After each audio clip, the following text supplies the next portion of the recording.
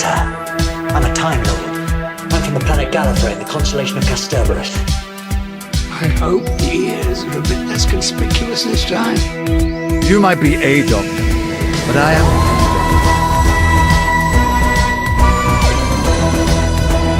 I'm a doctor, but probably not the one who expected. Absolutely fantastic. All of time and space, everything that ever happened or ever will. Where do you want to start? Hello, everybody, and welcome back to episode 7. Wait, no, episode 6 of Bigger on the Inside, because we did episodes 4 and 5 as one part, so this is episode 6, I think. My name's Tim, and with me, as always, is my co-host with the Mo-host. It's Harry Murdoch. Hi, Harry.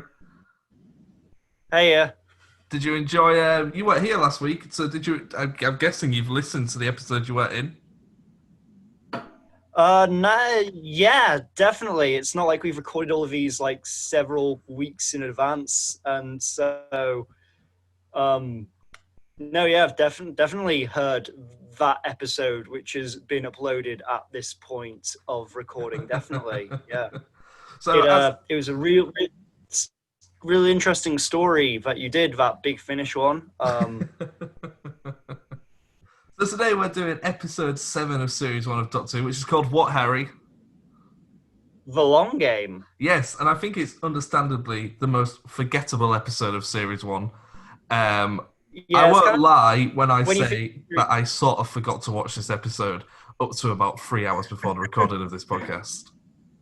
Yeah, it's one of those episodes. I think the problem with it is that, in terms of why it's easy to forget, is because it's sandwiched in between two of kind of the standalone episodes. Like, It's just after Dalek, which is one of, if not my favourite Doctor Who episode, and it's followed by Father's Day, which is kind of a really important episode when it comes to explaining how the time travel within Doctor Who works. So It's a very easy one to overlook, and really in terms of progressing the story, it obviously sets some stuff up for Bad Wolf, and it kind of explains how this new guy that Rose and the Doctor brought with him after Dalek, kind of how he ends up not being with them anymore. But other than that, there's not really that much that needs to be remembered from this episode. So I feel like they could have gone straight from Dalek to Father's Day, and not having this episode wouldn't have made much difference.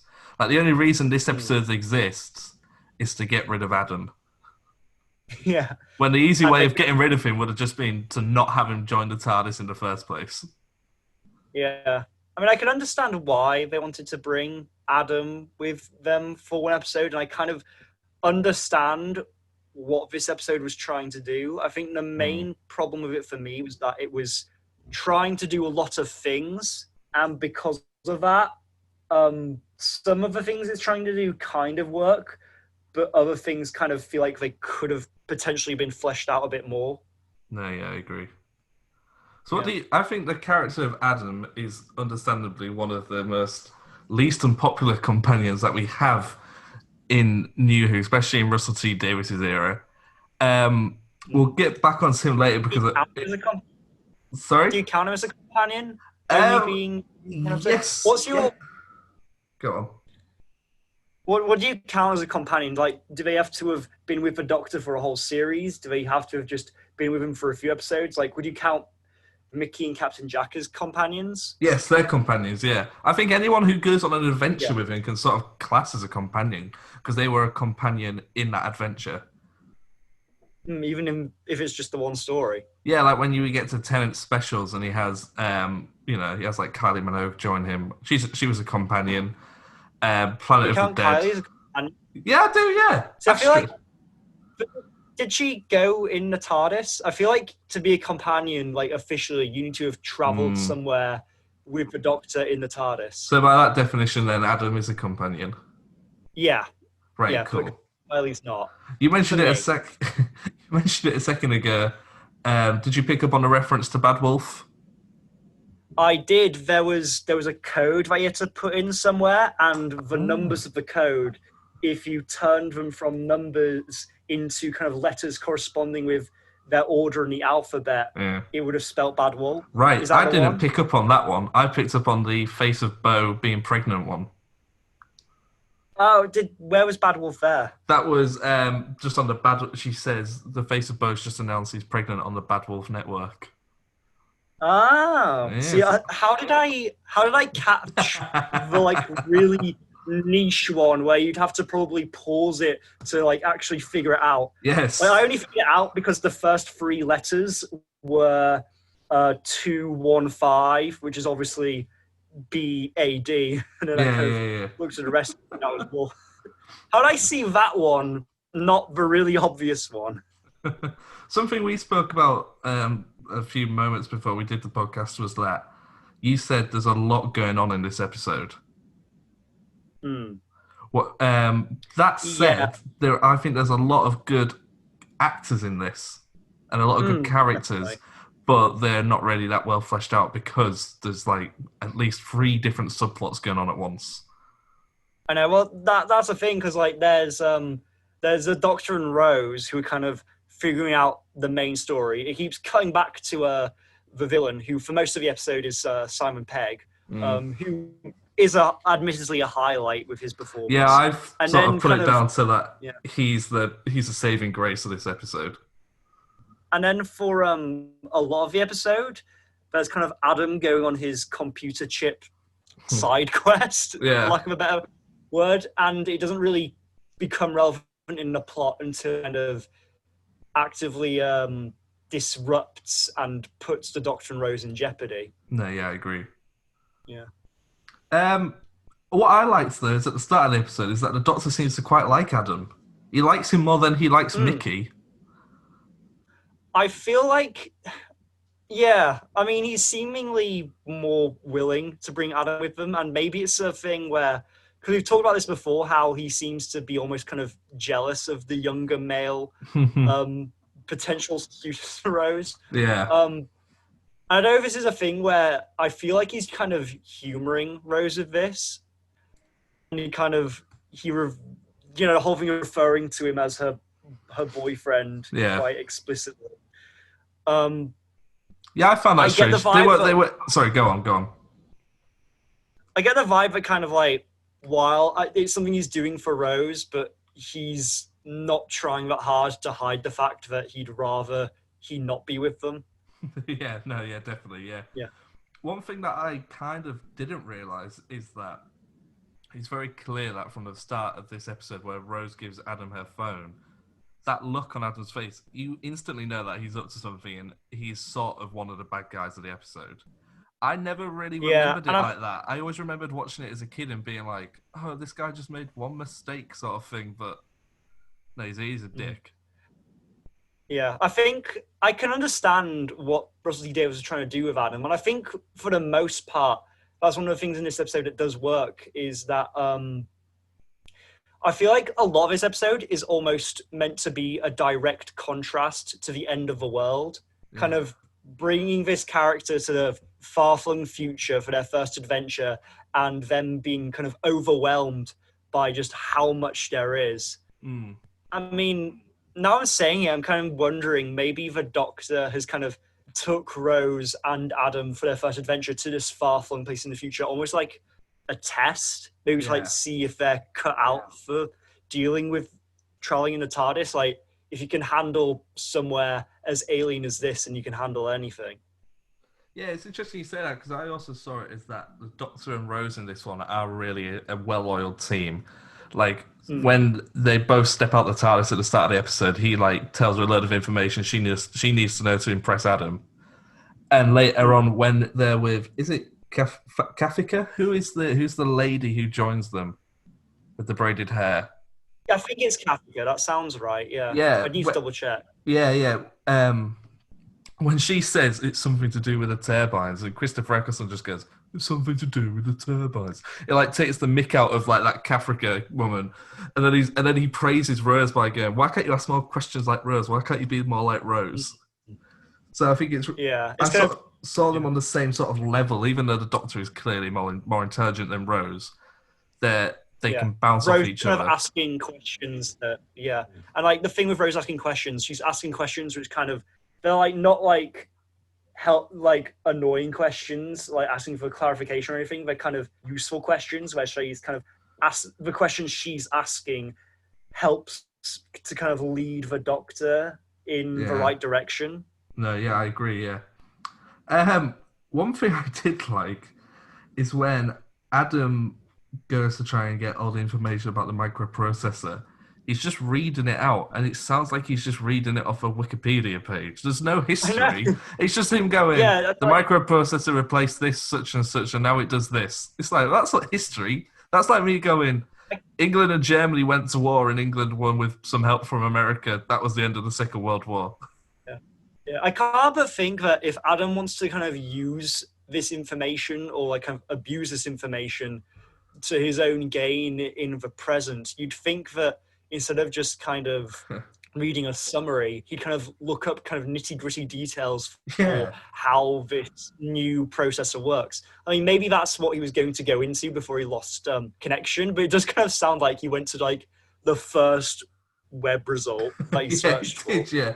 What I liked as well is I believe this might have been the time where she was just starting to take off with her TV work. But the woman who Adam goes and sees about getting a chip is Tamsin Gregg, who later goes on to appear in Green Wing, Friday Night Dinner, and episodes with Matt LeBlanc.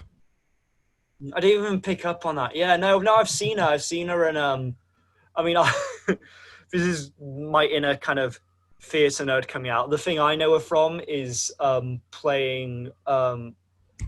I can't remember the character's name, but kind of one of the main kind of characters in...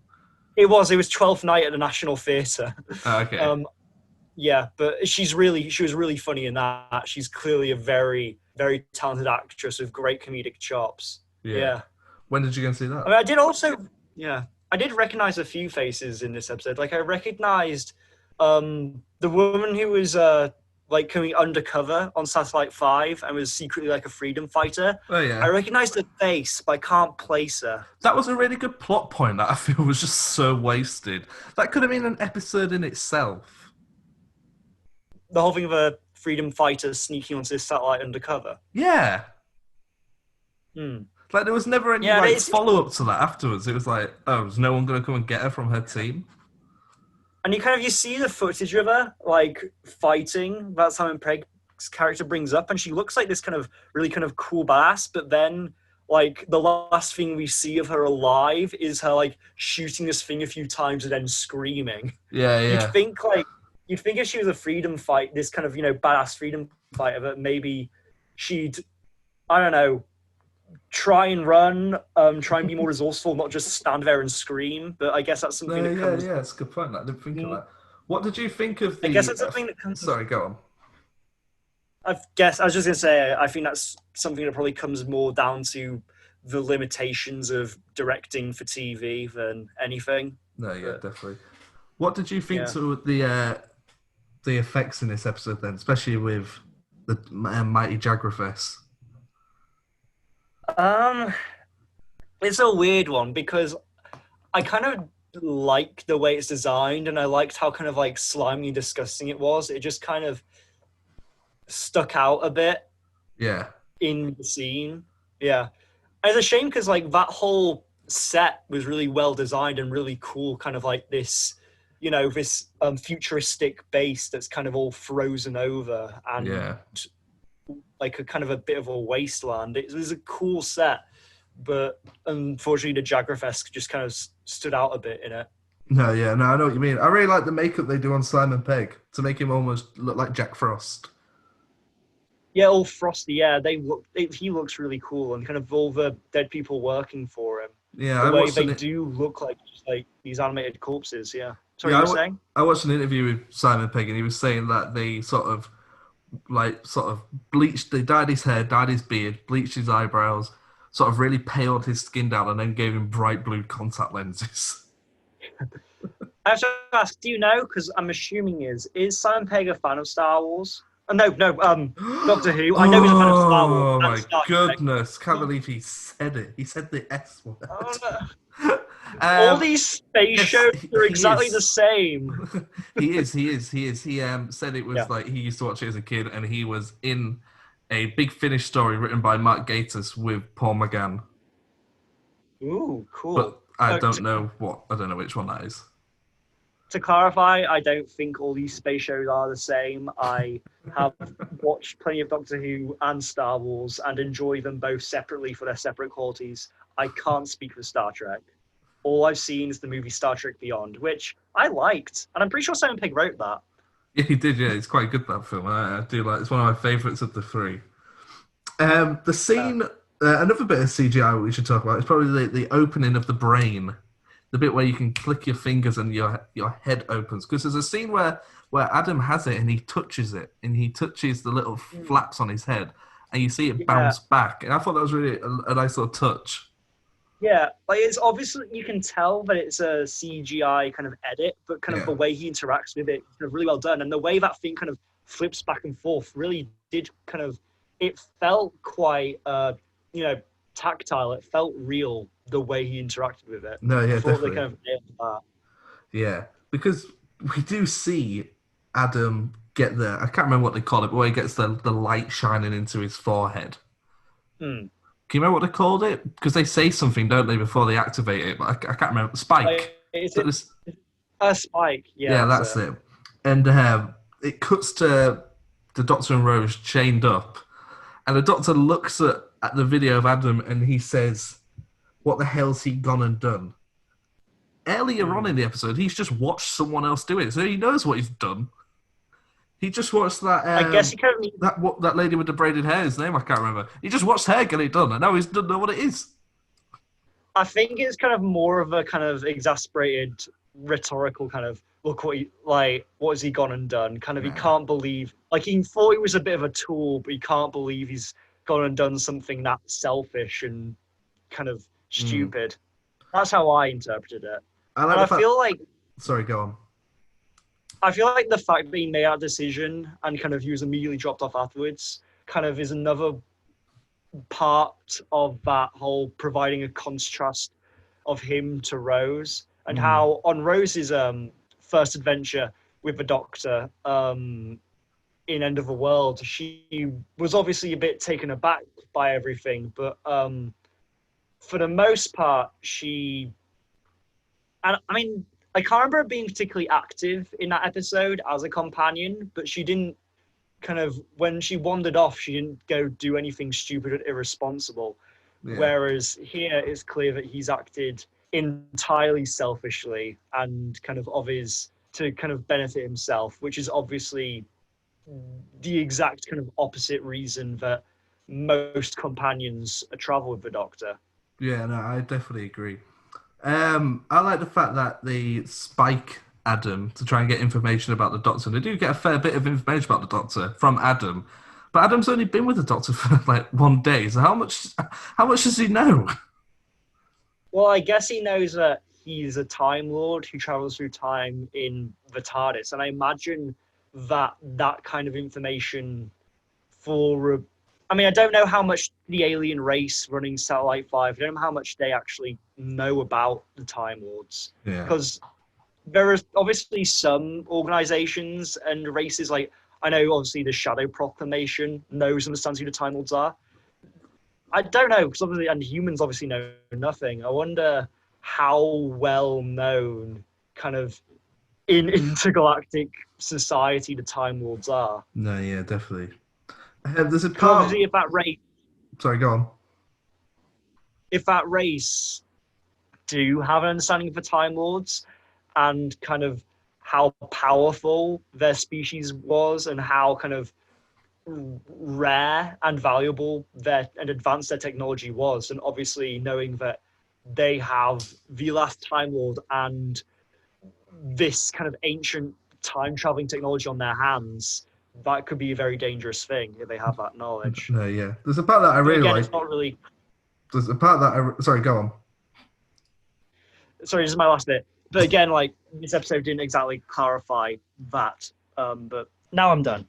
There's a part that I really like, as I will get to now, that when the Doctor decides he's taking Adam back home, he walks in. You don't see the TARDIS take off or land. You see the Doctor walk into the TARDIS with Adam on the. They walk in on the right, and then it cuts to Adam's flat, and the TARDIS is now facing the other way on the left of the screen, and they walk straight back out of it. So it was almost like they don't. It's like straight in, bang, and straight out again. There's no time travel. There's no scene in between where he's trying to convince the Doctor. It's just straight home. I imagine the thing, yeah. I imagine like the in between we don't see is literally the Doctor kind of throws him into a corner, puts in the coordinates, throws him back out. Yeah. Would you like to know a little bit about Adam and what happened to him after Doctor Who? Did Russell T Davies fill in the gaps for us? People at Big Finish have, and so have. Does Adam have his own stories? Big Finish. I haven't listened to them. I know he's appeared in some Big Finish stories with the Ninth Doctor, in which Nicholas Briggs does. I love Nicholas Briggs. I think he's a fantastic ambassador for Doctor Who. That said, his Christopher Eccleston impression is diabolical compared to yours. It is so bad, and he did a Ninth Doctor impression in Big Finish. Does he play in like full audio dramas? Yes, like full. I think so. No, it's like audio stories. So it's like there's a story, and he reads the Ninth Doctor's dialogue. Right. But it's like this: like I'm the Ninth Doctor, and I'm a jolly old Hello, Northerner. I'm the Doctor. I'm Christopher Eccleston. It's not as good as that. Not big enough. It's not as good as that. Fantastic. How is it worse than me? I'll edit a bit in now, and you can listen to it afterwards. Okay. That was good, wasn't it, Harry? Yeah. Oh God. Ugh. I thought. I mean, he's a great Dalek voice, isn't he? He is. Anyway, Adam Mitchell. So I'm reading these from notes that I made 2 weeks ago. So do bear with. So shortly after the Doctor and Rose dropped him off, Adam's mother died. His mother died? What? Yeah, his mum. You know his mum when she comes in and snaps her fingers. Yeah, like of shock of seeing. No, she has an illness, and the technology the Doctor erased from Adam's phone with the microprocessor could have helped to save Adam's mum. So Adam was acting more to save his mum in this episode than he was to. Maybe not intentionally. I don't know if he knows in the episode that his mum had the illness or it's something she gets afterwards. But anyway, his mum's dead. The technology that the Doctor erased could have saved his mum. He uses his head technology, the little clippy thing inside his head, to steal corporate funding to fund his revenge against the Doctor. Revenge on the Doctor? Yeah. So he becomes a full-out villain? Yes. I don't know how, I didn't read on, but at some point Adam steals a vortex manipulator from UNIT. He tries to recruit the Master in his plot to kill the Doctor, but the Master doesn't. Which version of the Master? It's not said, and the Master's like passively involved. He isn't involved in the rest of this. He finds out the Doctor can regenerate and kidnaps one of each of his incarnation's companions. So he kidnaps Sarah Jane, Leela, Ian and Barbara, Jamie, and the Brigadier. Okay. The 6th Doctor and the 10th Doctor get word of warning that this is happening and set up a trap to capture Adam. The 9th Doctor arrives and he reveals his identity to the 9th Doctor as he kidnaps Rose. At the same time, he kicks the 9th Doctor and kidnaps Martha and Clara. Alright, the whole gang's here. All the Doctors get together and save their companions, and then the Master kills Adam. This is a very big story. Was this like isn't for it? like an anniversary? I can't imagine so. I don't think so. But what a waste. No offense to whoever wrote that, and I know I haven't done it justice just then. But what a waste of a multi-Doctor episode story Let's have them come together and defeat Adam Mitchell from Series 1, Episode 7. It seems weird to me to choose. I like the idea of Adam being turned into like a villain. Yes. Like as a concept could be interesting, but the fact that like he's turned into like this super villain of such a scale that it takes every single Doctor to defeat him. I don't really know what to think of that. Get excited for the 9th Doctor Big Finish stories, everybody, because that's what you're going to be getting. I hope. I'd like to think we probably won't get a 12-episode story arc of just stopping Adam. I mean, if these audio dramas come out and the main villain throughout them is Adam, what a disappointment. would you be disappointed? Massive. Of course you would. Why wouldn't you be? There's so much potential to explore. And they go, we're gonna bring Adam back. I kind of respect it, honestly. I Adam want an Adam Slovene team up. Adam is also the only companion that the Doctor, when the 10th Doctor regenerates and he goes back and sees all his former companions, Adam is the only one who he doesn't go and see. Oh yeah, like even Alonso. Like, he goes and sees him. Yeah, he doesn't go and see Adam. Adam's such a weird character to think about. Like, I understand why he's there, but kind of it feels like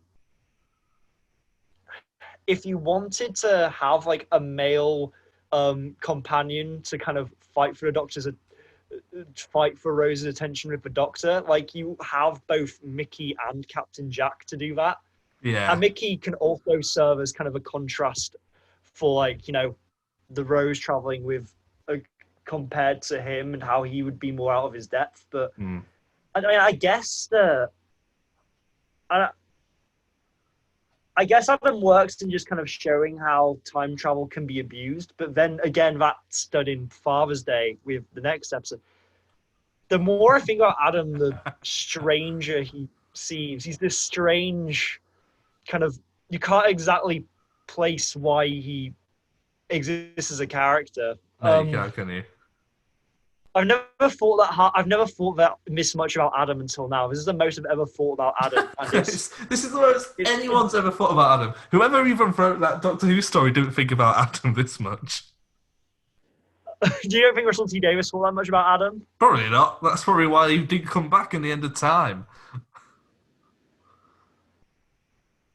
Why, of all the Doctor Who episodes, why is the long game the one that's breaking me? Well, I think it's quite good that because I know we've always said up to episode 6, episode 5, we did our ranking of the first 6 episodes of series 1, and it was quite hard because I think we both agreed that they were all good episodes. This is the only episode out of the 7 that we've watched that was a drag to watch and one that I wasn't really enjoying watching. It's not a train wreck by any means. Oh, it no, is not not at a all. train wreck. It's still competently made. There's still fun exchanges between the Doctor and Rose. But why There's is some it good there? It ideas. doesn't serve a purpose, really, does it? Yeah, there's some good ideas. Like I feel like perhaps if Adam had been removed from the story and had been just all about kind of this deep dive into Satellite 5 would have worked better. Yeah. Or better yet, it was a more familiar place to take Adam and kind of explore him a bit more and find a more unique angle for him. Yeah. I feel like it's kind of, if you'd really focus on one or the other, as it is, it's fine. Like it's still kind of, but it's definitely the weakest so far. No, and it's kind of weird because looking at these episodes so far, I've been surprised that I've said that all the weakest ones are the ones written by Russell, which I kind of feel bad about because I feel like that's almost a negative reflection of Russell as a writer, which is not my thoughts on Russell at all. I think he's an incredibly smart writer. That's quite interesting you say that because Christopher Eccleston's been doing more and more conventions recently and more Q&As. He's getting asked questions from the audience that people have been wanting to know for 15 years.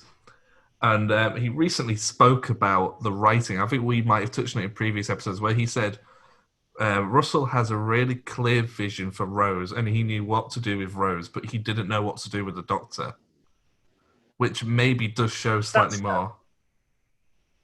Do you think so? Maybe, yeah. He said he didn't really know what Russell wanted from him as an actor, but when he worked with Moffat on The Empty Child and The Doctor Dances, he knew what the Doctor was about, and he could see the points of the Doctor, and he understood what the writer wanted from him. Yeah, that's interesting. Yeah, that's interesting. Because I do feel like a lot of what makes Eccleston's Doctor unique comes from Eccleston himself and his performance. And honestly, the same can be said for a lot of Doctors. A lot of Doctors, if you kind of look at it on the page, are written pretty similarly, at least in their first series. And it's the performance of the actor that kind of makes them different. Like Tom Baker, for example, when he played it, he was kind of told, play it as Tom. Yeah. And it was him bringing himself to the role, which made it work so well. And with the exception of a couple of character actors, like Troughton and Matt Smith, for the most part, it is kind of the actors bringing their own individuality to the Doctor that makes each incarnation unique. Yeah, no, I definitely agree with you. Perhaps it is a fact that if he'd had subsequent series, the whole creative team would have understood more what Eccleston's Doctor was about, and they would have written more specifically for him. Maybe for this series, Russell was kind of writing for the Doctor, kind of as an amalgam of everything the Doctor represents, and would have kind of let Eccleston's performance dictate how he would have been in subsequent series, how he stayed on. No, definitely, I agree, yeah. Anyway, so out of 10, 10 being fantastic, and fantastic. Yeah, thank you. A 1 being poo. Why don't you just die? All right, okay. And here it is for the rest of this series, our new rating system. So, where do you rate this on a scale of fantastic to why don't you just die? Out of 10, how many points are you giving it? I want to say a 6. Oh wow, very generous. I was going to give it 4. Okay, so we middle out with a 5.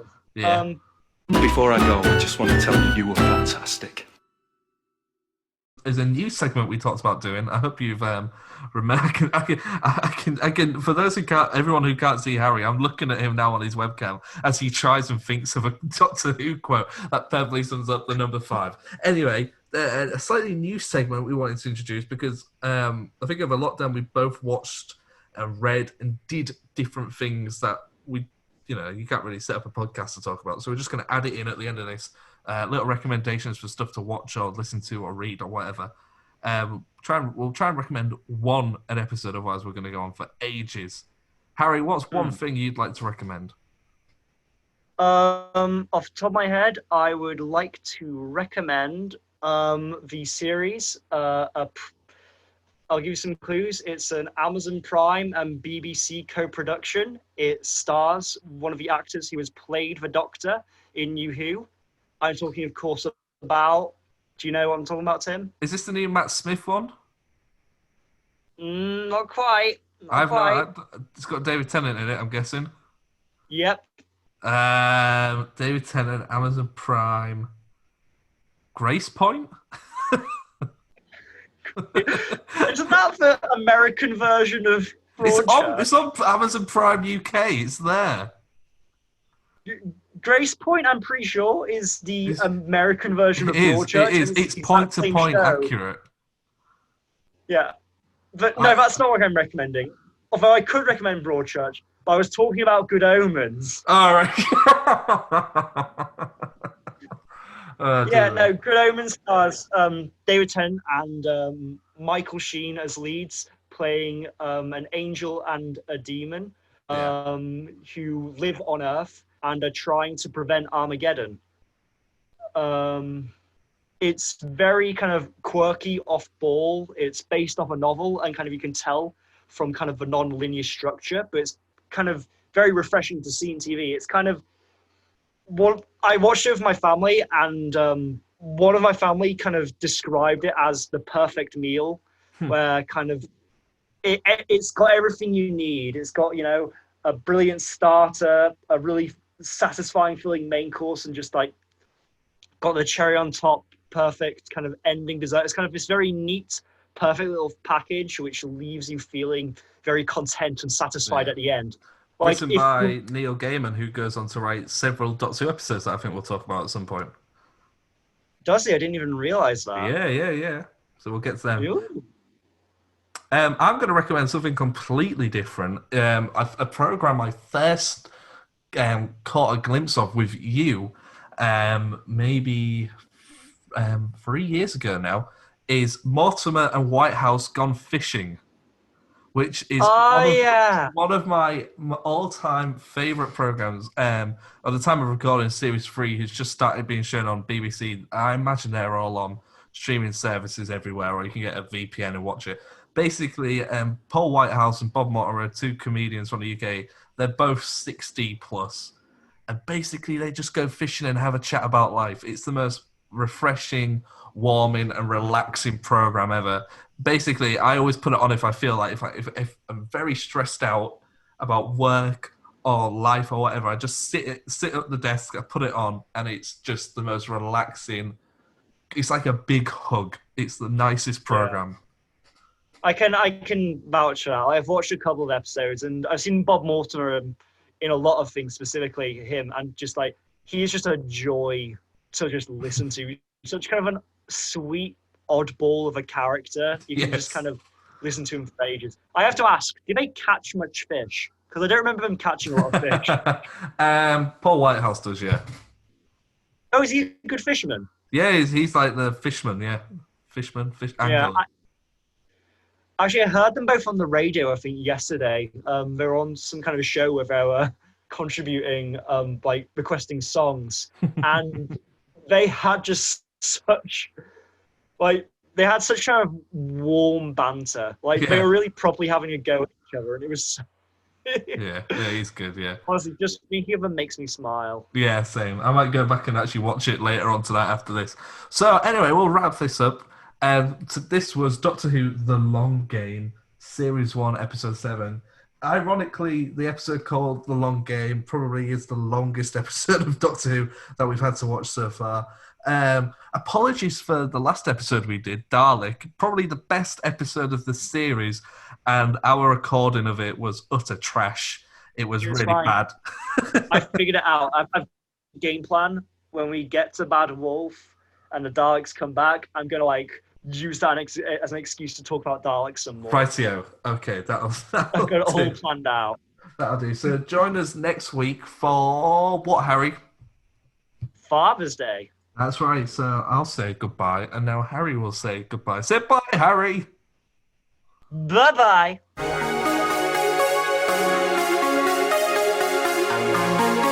Once again, I'm right. And on the rare occasion that I'm wrong, we'd usually find out that that bit was a lie and that I was right in the first place.